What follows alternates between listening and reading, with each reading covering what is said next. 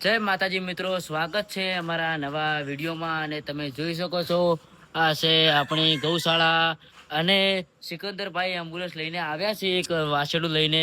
તમે જોઈ શકો છો આંખોમાં તો જીવ તો નથી, પણ આમ છે, શ્વાસ લે છે, તમે જોઈ શકો છો. તો તમે શું કહેવા માંગશો? તો જય ગૌ માતા, જય ભવાની. તો મિત્રો, હું છું ગામ છત્રાલાથી ગૌ સેવક શ્રી સોલંકી સંજુબા. અને તમે જોઈ રહ્યા છો કે આ બીમાર વાછરડું જે નેસડા ગામમાંથી લાવવામાં આવેલ છે. ને ઘણી બધી ગૌ સેવકો મહેનત કરી છે અહીંયા સુધી લાવવામાં, પણ તેના કૂતરાઓ કોણ પણ ખાઈ ગયા છે. ને જો તમને બતાવું હું, આ છે કોણ જે મિત્રો તમે જોઈ રહ્યા છો કે ઓખો તો જેની સાવ મરી ગઈ છે, બરોબર.